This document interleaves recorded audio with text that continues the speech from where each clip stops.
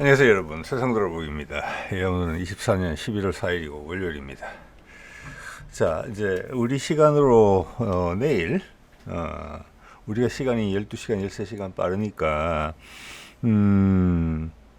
우리 한 오후, 우리 시간 오후 늦게부터 이제 미국의 투표가 이제 시작될 것 같고, 뭐 여러 번 말씀드립니다만은 세계사적 중요성이 있는 그런 선거죠. 그래서 뭐 여태까지 뭐 국내 언론도 그렇고 미국의 뭐 주요 매스 미디어도 그렇게 이야기를 해왔습니다만 경합이 더 치열하다. 그렇지만 뭐 최근에는 은근슬쩍 그런 분위기는 강하게 풍겨져 왔었죠. 해리스가 부족하다, 많이 뒤떨어지고 있다. 그렇지만 뭐 아직도 들쭉날쭉한 결과가 뭐 예를 들어 경합이다, 그런 내용이 주를 이루고 있는 것 같아요. 감히 예상을 못하는 거죠. 근데 이게 뭐 정치, 경제, 군사적으로 상당히 중요한 부분인데 아마 각 국의 정부 부처들에서는 상당히 많이 파악을 하고 있을 거라고 봅니다. 근데 선거가 이틀로 다가오니까 이제 여론조사 결과가 나오는데, 근데 쓸만하게 나와요. 근데 이제 나온 것 중에 뭐 저는 사실은 트럼프가 계속 아주 강력하게 유리하다, 압승할 것이다라는 그런 의견을 드려왔습니다. 예. 자, 오늘 거기에 부합하는 선거 여론조사가 하나 나왔어요. 자, 그거의 한계와 또 그와는 정반대 의견을 제시하는 여론조사 결과도 보여드리려고 합니다. 그러면서 이제 그 현황에 대해서 우리가 조금 더 이제 입체적인 시각을 가져 본다. 뭐 이런 기회가 좀 됐으면 좋겠어요. 저는 이제 오늘 보여드리는 데이터를 저 스스로 한번 쭉 보면서 한 번 더, 그리고 해리스 진영의 지금 태도를 또 한 번 더 확인을 할 때, 트럼프의 당선 가능성이 아주 높다. 그렇게 봅니다. 그리고 그런 것들이 이미 이제 여러 외교 지금 현안에, 전 세계적인 외교 현안의 전면에서 좀 나타나고 있다. 그것도 드리는 말씀이죠. 그래서 해리스가 지게 된다면은 바로 승복을 하게 될 것이다, 이런 생각도 좀 들어요. 자, 한번 보겠습니다. 이거죠. 이건데 이게 이름은 처음 들어보는 여론조사 기관이에요. 아틀라스 인텔이라는 곳입니다. 자, 거기서 경합주 하나, 둘, 셋, 넷, 다섯, 여섯, 일곱 개의 주를 여론조사를 했어요. 11월 1일에서 11월 2일 사이에 했어요. 여기에 뭐 조사한 숫자 이런 건 많이 안 나오는데, 여기에 대한 비판적인 의견은 뭐냐면은 샘플 숫자가 너무 적다, 이런 지적은 있어요. 그걸 염두에 두시고요. 자, 그래서 이 아틀라스 인텔은 지금 생긴 지가 얼마 안 돼서 후발주자예요. 미국의 그 쟁쟁한 여론조사 기관에 비해서. 소위 우리가, 저도 뭐 가끔 소개를 드리는 모닝 컨설터, 전 세계 22개국 지도자의 국정 지지율을 뭐 일단 무료로 한 달에 한 번씩 이렇게 보여주고 있죠. 그런 거에 비해서는 후발주자예요. 그렇지만 지난 2020년 대선에서 그때도 오류가 컸거든요. 각 여론조사 기관에서 분석한 자료하고 실제 결과가 차이가 많이 났단 말이에요. 물론 트럼프는 자기가 이겼다고 주장을 하지만 대다수의 여론조사 기관에서 전부가 바이든이 우세를 점하고 있다고 이야기를 했어요. 조사 결과로. 여론조사 결과를 발표한 거잖아요. 자료죠. 객관적인 거. 그들의 방법론을 가지고. 그렇지만 그 갭이 컸어요. 실제보다는 트럼프가 지지율이 적게 나온 것으로 전부 다 여론조사 결과가 나왔단 말이에요.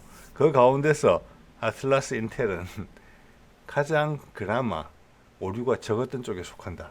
그래서 뭐 가장 정확하다, 2020년 대선에서, 이렇게 지금 표현하고도 있긴 해요.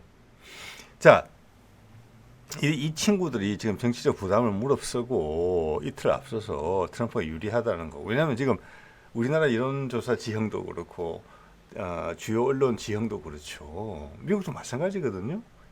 해리스한테 유리하단 말이에요. 거기서 이걸 던지고 나왔다. 이것은 뭐냐면은 그들이 일단 자신감이 있다는 것이고, 둘째는 후발주자로서 모험을 승부를 거는 거예요.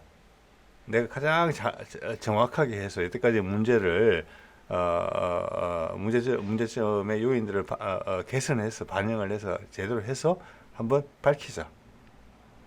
아마 지금의 뭐라고 할까, 기득권적인 여론조사 기관 같으면 내부적으로 조사를 했겠지만 이렇게 말은 못해요. 그렇지만 아틀라스 인텔은 후발주자고 이런 기회를 본인들이 상품성을 높이는데, 시장성을 확대하는데 활용할 수 있기 때문에 꺼냈다고 봅니다. 예. 자, 뭐 그 정도 말씀드리겠고요. 파란색이 해리스고 빨간색이 당연히 이제 공화당의 트럼프입니다. 이게 보면 경합주 7군데를 먼저 말씀을 드리면, 이게 매년 선거 때마다 조금씩 왔다 갔다 해요. 이제는 여러분 대부분 아시겠지만 대의원 숫자 이런 걸 봤을 때 경합주에서 선택을 하면 대통령이 되는 거예요. 네. 그러니까 이거는 미국 선거 제도는 모순은 정말 있다고 생각을 합니다. 예. 이 외 지역에 있는 주들의 투표는 사표가 돼요. 그리고 정치적 무관심을 조장하게 돼요. 자기가 투표에 굳이 가서 투표할 이유가 없거든요. 이미 결정돼 있으니까. 그래서 이 7개 주 만에 대통령이 아니잖아요. 어쨌거나 그런 점은 분명히 한번 더 느껴집니다. 노스캐롤라이나, 조지아, 아리조나, 네바다, 위스콘신, 미시간, 펜실베니아. 이 7개 주가 경합주로 분류가 되고 있는데, 이 아틀라스 인텔이 보여주는 것은 놀랍습니다. 예, 제가 가끔 뭐 이제 추측을 말씀드렸지만 그 추측이 이렇게 사실로서 데이터로서 드러났다는 것은 또 놀랍네요. 이렇게 보니까 여기 보면은 노스캐롤라이나에서는 3.4% 이기고 조지아에서는 2.5%, 잘 안 보이실 테니까 제가 읽어드립니다. 아리조나에서는 6.5%, 네바다에서는 5.5% 차이로 이기고 있다는 거죠. 계속 트럼프가. 위스콘신 같은 경우는 1%, 제일 차이가 적어요. 그다음 미시간 1.5%. 미시간 어제 제가 말씀드렸던 주죠. 거기 디트로이트 인근에 미국 내에서 아랍계 이민자들이 가장 많이 사는 곳이에요. 그래서 저기서 아랍계 이민자들 이때까지는 대부분 거의 모든 경우에 있어서 이민자들 그룹이 전반적으로 그렇습니다. 민주당을 지지해 왔는데 이번에는 트럼프를 선택했다. 그게 지금 1.5%의 경합이라고 생각해 보십시오. 그 이민자들의 유권자들의 표가 아랍계가 20만 표에서 30만 표 정도 돼요. 큰 영향을 미칠 수 있는 거예요, 이게. 자, 그런 부분들을 감안하고 지금 보셔야 돼요. 펜실베니아 같은 경우는 1.8%죠. 펜실베니아에 뭐가 있습니까? 펜실베니아에는 그게 있습니다. 미국의 그 철강 산업에 US 스틸이 있어요. 자, 미시간은 디트로이트는 자동차 산업의 메카죠. 자, 공업주예요. 근데 지금 많이 쇠락했죠. 여기에 있는 노조들이, 대형 노조들이, 그 노조들은 대부분 민주당 지지입니다. 여태까지 역사적으로. 근데 이번에 예전에 제가 말씀을 드렸습니다만 처음 들으시는 분들도 계실 것 같아요. 트럼프 지지예요. 대외적으로는 해리스 지지지만 내부적으로는 트럼프 지지예요. 그들 노조원들의 의사가 이게 펜실베니아, 미시간 이런 주거든요. 예. 그래서 그런 것들이 결부가 된다는 거예요. 자, 그런 것들을 보고 또 불리한 여론 지형이라는 게, 매스미디어 지형이라는 게 트럼프한테 주어져 있기 때문에 그런 걸 감안해서 봤을 때, 트럼프의 압승이 예상된다. 저는 이렇게 보는 거예요. 아틀라스 인텔이 이걸 까는 이유도 그래요. 후환이 없어요. 이긴다고 보기 때문에. 그러면서 이번 기회를 이런 걸 저는 과감하게 공개했다고 봅니다. 예. 그래서 한 단계 점프하는, CNN이나 모닝 컨설트 같은 레벨을 올라설 수 있는, 내가 정확한 거 맞힌 거 내가 보여줬으니까 그런 기회를 삼았다고 보고, 이 결과는 국내 언론에서 거의 보도를 하지 않을 것이라고 저는 생각을 하기 때문에 여러분한테 보여드리고 싶었습니다. 예. 자, 이 결과치를 가지고 다른 주에서 조사를 하지 않았겠습니까? 미국 전체 주를 보면은 결과가 이렇게 나옵니다. 트럼프가 296개의 대의원 표를 가져가고 해리스는 242개다. 자, 이 경합주 외에는 거의 다 정해져 있는 거거든요, 이미. 예. 자, 그래서 이 정도면 압승이다. 왜? 경합주를 다 이겼으니까. 네. 자, 여기에서 또 다른 차이도, 추가적인 차이도 저는 있을 수 있다고 봐요. 트럼프한테 유리한 쪽으로. 예, 제가 왜 그렇게 생각을 하는지는 좀 이따 추가로 말씀을 드리도록 하겠습니다. 자, 이것은 제가 여태까지 가끔 보여드렸던 트럼프 해리스의 대의원 의석 분포와 크게 다르진 않아요. 근데 300개 넘는 경우도 많았었어요. 트럼프가 사실은. 예, 그래서 제가 말씀을 드리는 거예요. 실제적으로는 숨어 있는 표가 그 외 경합주 외 주에서도 나올 수 있다. 아슬아슬한 곳에서는. 예, 그렇게 생각을 합니다. 말씀드렸죠. 경합주라는 게 선거 때마다 조금씩 달라요. 몇 개 주가 경합주로 들어오기도 하고 몇 개 주는 경합주에서 빠지기도 해요. 즉 민주당세나 공화당세가 명확해지는 경우도 있거든요. 이게 변동이 있다는 것이고, 그 말은 이 경합주 외에 다른 주도 큰 표 차이 나지가 않는 경우 주들이 있다는 말씀을 제가 드리는 겁니다. 예, 예.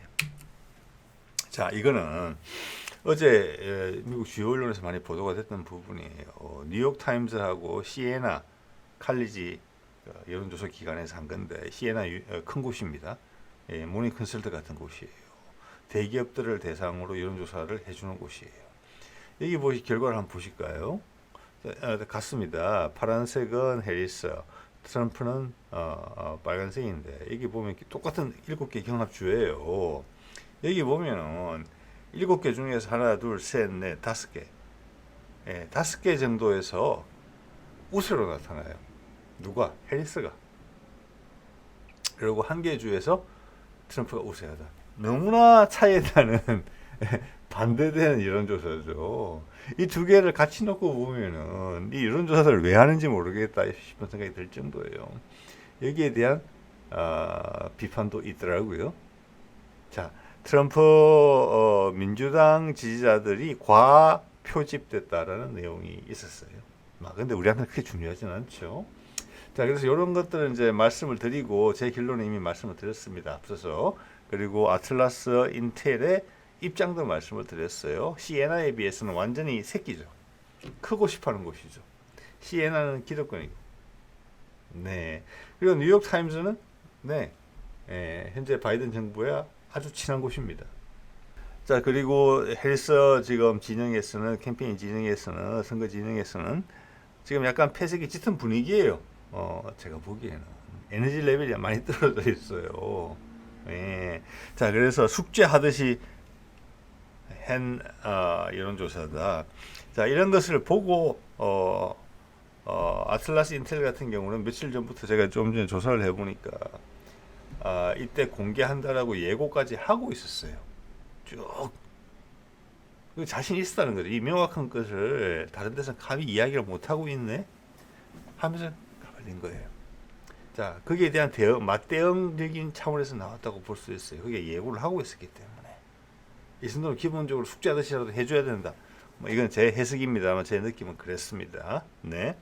자, 왜 그런 거 하니? 지금도 미국 이런 관련된 기사들의 또 동영상들 댓글을 보면은 이 이야기를 많이 하거든요. 트럼프 이기겠네. 우리 한국식으로 이야기하면, 우리식으로 이야기하면 트럼프 이기겠네. 그리고 심지어 트럼프가 앞서간다는 보도도 있는데, 여론조사가 이러면 대박으로 이기겠다. 아주 단순하게 미국 대중들이 기억을 바탕으로 그렇게 이야기하는 사람들이 있습니다. 그 기억이 어디서 왔느냐? 그 기억의 원류가 이거예요. 2016년에 트럼프하고 힐러리 클린턴이 붙었을 때 거의 모든 여론조사 기관들이 힐러리 클린턴이 압도적으로 이긴다고 이야기했었어요. 그럼 그 전에 대선 여론조사가 막 나왔을 거잖아요. 힐러리 클린턴이 큰 폭으로 앞서고 있다고. 그런데 선거한 날 막상 까보니까 트럼프가 이긴 거예요. 자, 그래서 트럼프의 표는 기존 여론조사에 잘 안 걸린다. 자, 그 경험이 한 번 더 발생을 해요. 이거 어떻게 보면은 미국 여론조사 기관들의 부끄러움이죠. 치욕이죠. 네. 자, 그 사이를, 그 틈새를 똑같은 실수를 지금 또 하고 있기 때문에 지금 뭐 정치적인 이유도 있을 수 있어요. 아틀라스 인텔이 예고까지 하면서 팍 치고 올라오면서 여기저기 매스컴을 타는 거예요. 미국 내에서는 못 타요. 근데 그 외 나라에서는 타요. 예, 그때 생존 전략이에요. 자, 2020년 대선에서도 그때 이제 바이든이 이기겠잖아요. 뭐 트럼프는 다른 이야기를 합니다만은 오늘은 이제 여론조사만 말씀을 드리는 부분이니까 그 점에 집중해서 말씀을 드려볼게요.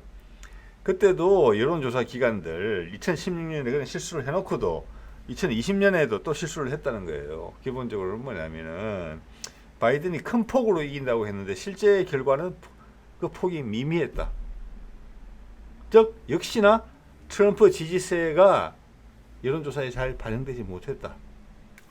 자, 그래서 밑에 지금 설명드리는 그 요인은 인도 언론에서 분석을 한 겁니다. 거기도 지금 생방송으로 계속 보고 해주고 있어요.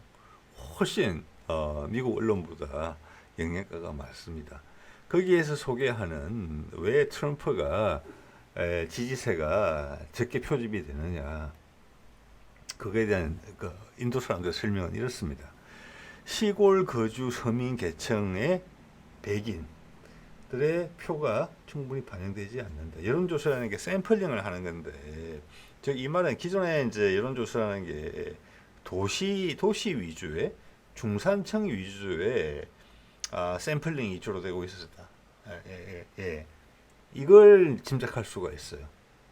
근데 여태까지는 큰 무리가 없었기 때문에 계속 그런 방법을 썼겠죠. 그렇지만 트럼프가 등장하면서부터 여태까지 그냥 대도시 여론에 따라가던 시골 사람들의 생각이 달라지기 시작했다는 거예요. 자, 그것은 제가 보기에는 미국의 살림살이가 어려워지는 거, 그것을 피부로 먼저 느끼는 계층이 반응을 하면서 여태까지 패턴과 좀 달라졌다고 보거든요. 즉 지금까지 여론조사 방식으로는 충분히 미니가 다 반영이 되지 못한다는 거예요. 이때까지랑 다르게. 왜 그럴까? 이건 제 의견입니다. 트럼프가 등장할 때부터 미국이 본격적으로 힘들어지기 시작했거든요. 그리고 두 번째는 유권자의 교육 수준이다. 자, 이런 여론조사를 하고 이런 것들이 좀 전에 말씀드린 것처럼 도심 위주에서 했다 그러면 주로 교육 수준이 상대적으로 시골보다는 높을 거예요. 주로 그렇게 했다는 거예요. 의사진단도 분명하고, 대응도 잘해주고, 대응률도 높고, 반응률도 높고, 자, 하기도 편하고. 자, 우리도 여러분 간혹 받아보시죠, 전화, 여론조사 전화. 그리고 우리도 투표를 해보잖아요. 우리나라 대통령을 뽑기 위해서. 자, 그런데 유권자의 교육 수준이 낮은 쪽에서 트럼프의 지지가 높았다라는 거예요. 이것은 첫 번째 말하는 거 똑같아요. 옛날에는 도시에서만 탁 해도 전체 그림이 딱 나오는데 지금은 도시와 중산층 이하, 시골 지역, 교육 수준이 낮은, 즉 그 말은 전반적으로 소득 수준이 낮은, 즉 1번과 2번이 같아요. 시골 거주 서민 계층 백인과 유권자 교육 수준, 이다가 흑인이 들어가지 않는 이유는 흑인은 전통적으로 민주당 지지를 하기 때문에 안 들어간 겁니다. 또 여기에 이민자 그룹도 들어가지 않아요. 이민자 그룹은 이게 상관이 없어요. 왜냐? 전통적으로 민주당을 지지하니까. 그리고 자기의 정치적 의사를 여론조사 같은 경로를 통해서 표명하기를 거부하는 사람들이 있다. 근데 그게 일견 보면은 앞서 말씀드린 시골 거주 서민계층 백인, 유권자들 중에 교육 수준이 낮은 사람들, 이렇게 하고 상당 부분이 교집합이 생길 수도 있지만 그렇지 않을 수도 있다고 봐요. 왜냐하면은 저 같은 경우는 한 번도 여기에 대해서 여론조사 요구에 대해서 대응을 해본 적이 없거든요. 자, 이게 이제 미국이 조금 본격적으로 망가지기 시작하면서 이런 데 경향이 생긴 건데, 교육 수준이 낮고 가난한 사람일수록 샤이가 될 가능성이 크다. 우리나라에도 뭐 샤이 보수 이런 말이 있잖아요. 그렇지만 의외로 정치적 무기력증을 느끼는 사람들이 그런 교육 수준도 높고 생활 수준 높은 사람일 수도 가능성도 많아요. 거꾸로. 그런 사람이 샤이 지지자로 분류될 수도 있어요. 그래서 저는 이제 쉽게 이분적으로 이런 사람들 같은 계층이다 이렇게 말씀을 드리기가 어렵기 때문에 그런 말씀을 드리는 겁니다. 왜? 사실이 그렇지 않을 수 있기 때문에. 여러분 각자를 보시더라도 그러겠죠. 미국도 좀 그렇다고 봅니다. 자, 여기다가 이때까지와는 다르게 아랍계 이민자들이 트럼프를 지지한다. 아까 말씀드린 대로 미시간 같은 경우에 이 사람들이 표가 20에 30만 표인데 지금 1% 차이로 왔다 갔다 1.5% 차이다. 이거는 엄청나게 크다. 네. 자, 이거 외에도 전반적인 이민자 계열의 일부 층들이 트럼프로 돌아섰다. 왜? 먹고 살기가 힘드니까. 예. 자, 그런 부분이 있고, 아까도 말씀드린 것처럼 지금 경합주에 노동조합들이 소속된 사람들이 많은데 그 노동조합이 트럼프를 지지했다고 제가 예전에 소개드렸잖아요. 이것은 큰 거예요. 펜실베니아, 미시간 이런데. 자, 미시간 같은 경우는 미국 최고의 자동차 도시, 우리가 같은 울산인데 그 디트로이트죠. 지금 많이 죽었잖아요. 거기 아랍계도 있고 2, 30만이. 거기 노조원들도 수십만 있을 거예요. 미시간에. 그들이 다 돌아섰다는 거예요. 이거는 예전 선거에 없었던 일이에요. 공화당을 위해서는. 이렇기 때문에 제가 트럼프의 대승이 점쳐진다는 거예요. 이런 사람들은 뭐냐면은 보통의 이제 이민자들을 보더라도 중산층 이상은 살거든요. 열심히 노력해서. 노동조합도 마찬가지예요. 그들이 샤이 지지자로 돌아섰을 가능성이 높다. 이상한 데서 전화 와가지고 자기 의견을 물으면 답 안 한다. 언짢기 때문에. 그리고 내 생각이 바뀌었기 때문에. 그걸 내 바뀐 생각을 노출시키기 싫다. 그 복잡한 생각을 단순하게 표현하는 게 싫다. 왜? 투표만 하면 되는데. 자, 이런 것들이 섞여 있다. 그렇기 때문에 사실 많이 불리하다라는 거예요. 당연히 해리스가 불리하다는 거죠. 네.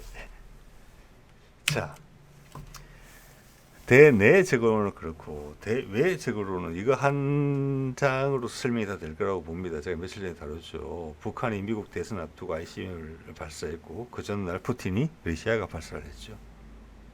이것이 미국 딥스테이트에 대한 강력한 경고예요. 너 이래서 우크라이나전 확전하려고 하냐? 가자전 계속 지원하려고 하냐? 이스라엘을. 그래 되면 우리는 세계전쟁을 각오해야 된다. 너는.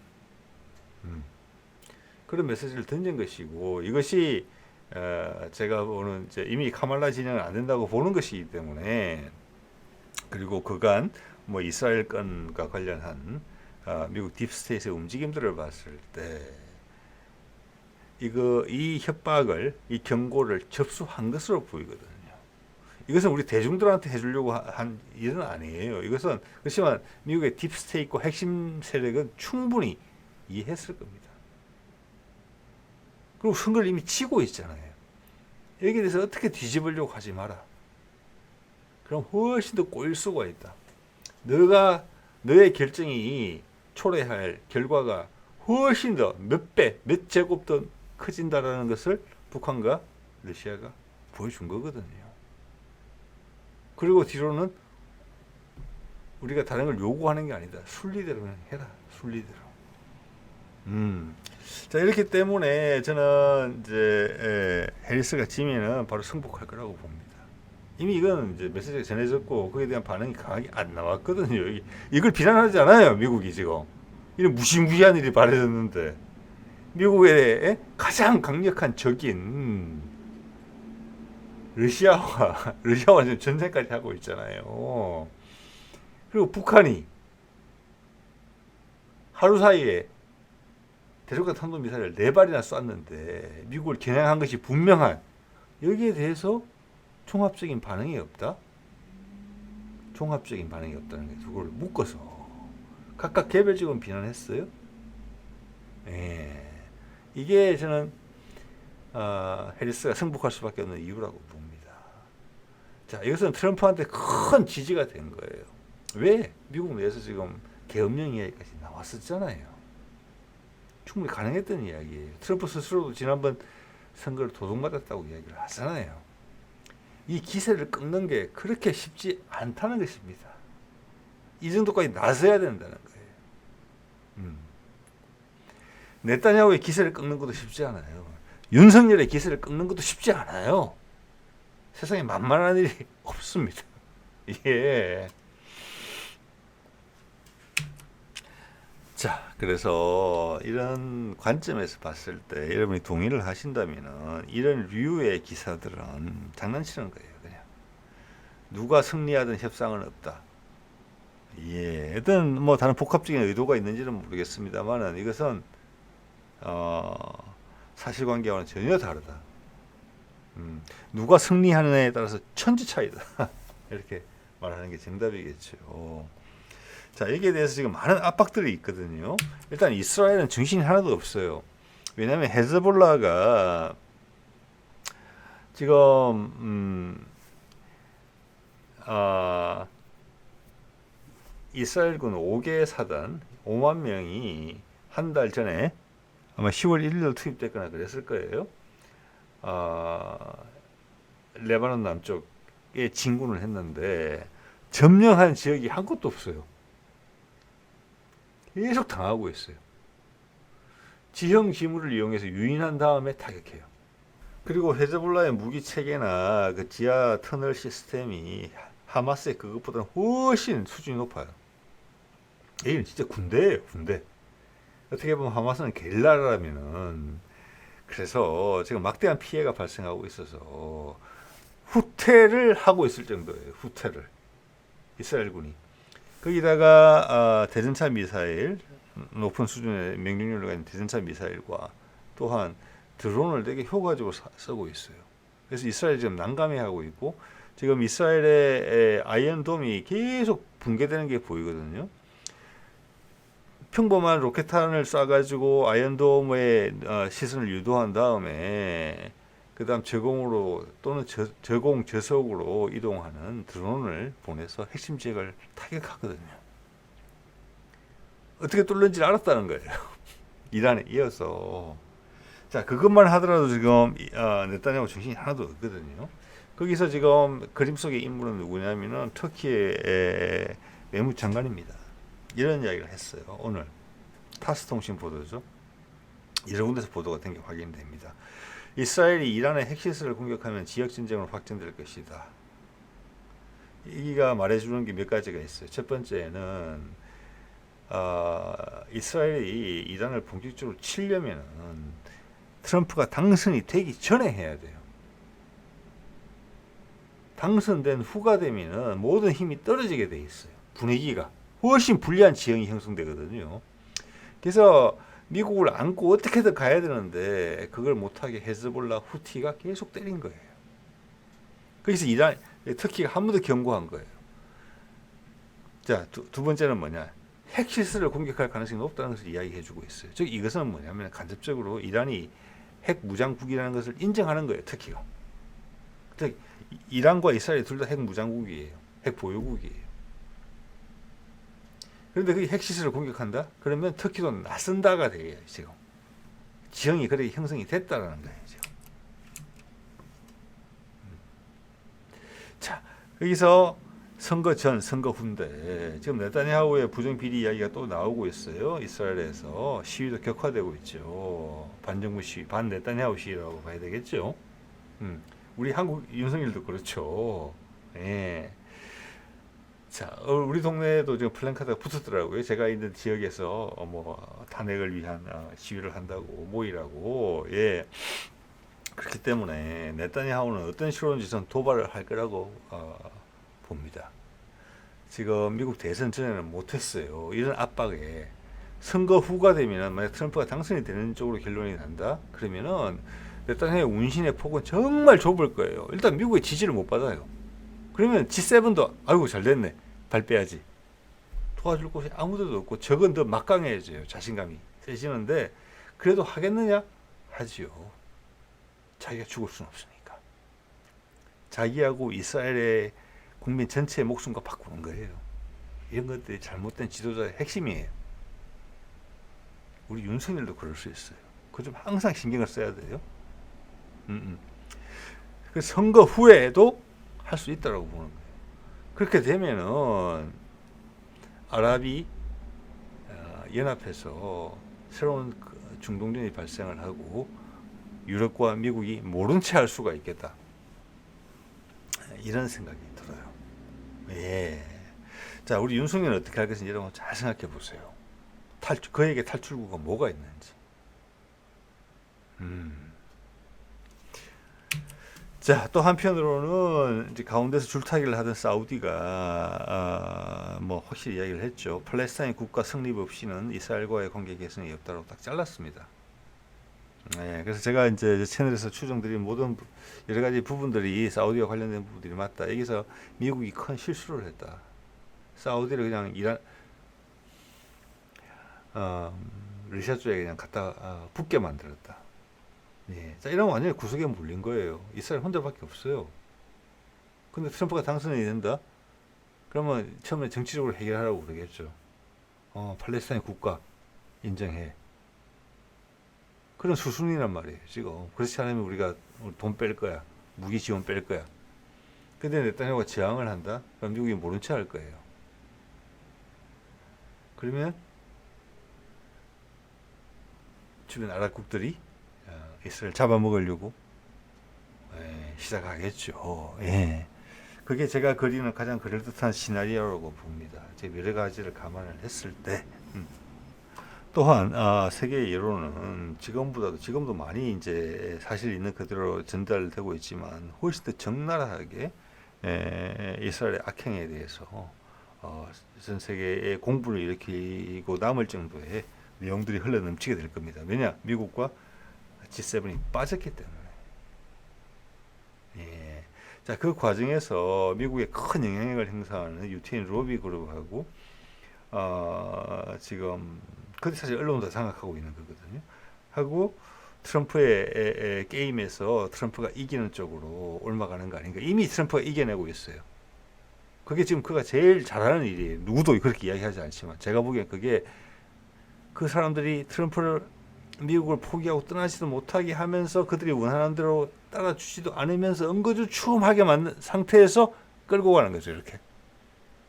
그래서 결국은 패배를 인정하게 만드는. 자, 거기에는 아까도 말씀드린 것처럼 세계 여론과 푸틴 그리고 북한이 힘을 쓴 거에 크다고 봅니다. 거기서 의외로 중국의 존재감이 약했다. 많은 세력들이 미국 다음에는 중국이라고 생각할 거거든요. 우리 윤석열처럼. 그게 아님을 지금 눈으로 보여주고 있는 거예요.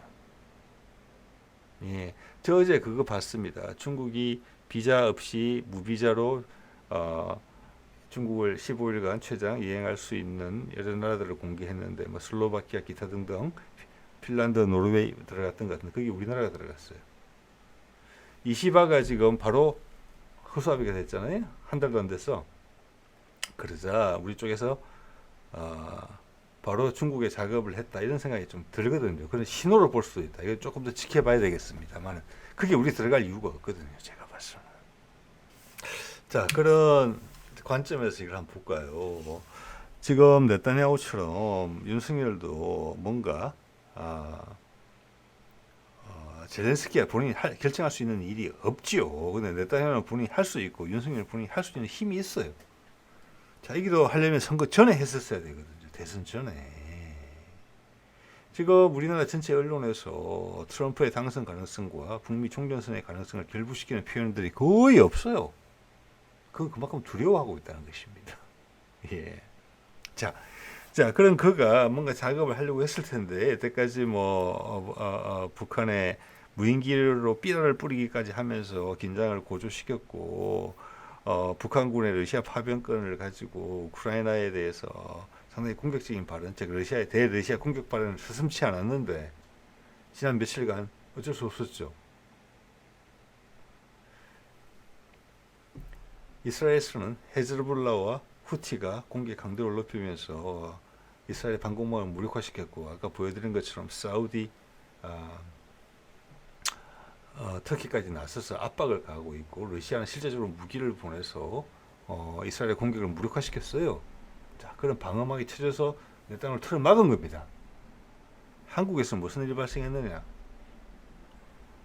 자연 발생적으로 생겼을 수도 있고 뒤에 어떤 힘이 존재했을 수도 있다고 저는 봅니다.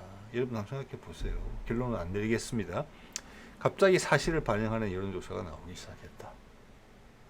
모닝 컨설트는 22년 가을부터 계속 20% 내지는 20% 이하의 지지율을 보이는 것으로 나타냈는데 우리는 그때 30%, 35, 35% 선이었거든요. 10%, 15% 이상 차이가 났어요. 근데 지금은 수렴했다. 18%, 16%. 네. 다음 주 되면 더 가까워 동률이 될지도 몰라요. 처음으로. 옛날부터 그랬던 거거든요. 갑자기 왜 그래 될까? 여론조사 기관들이. 자, 그리고 공천 개입에 대한 녹취가 나오다가 그 다음에 통화까지 나왔다. 공익 제보자가 한 것으로 보이지만 그 타이밍이 너무 예민하다. 그래서 윤석열이 북한 쪽에 한반도의 긴장 고조의 타이밍을 잃었다. 압박이다. 밀려났잖아요. 그런 것들이 지금. 네타냐후의 경우와 마찬가지예요. 또한 마찬가지는 트럼프가 당선이 된다면 당선 후에도 윤석열은 밀어붙일 거다. 그렇지만 그때는 손발이 잘린 후다. 자살 공격이다. 그때는. 예. 자, 오늘 이 정도 말씀드리겠습니다. 네.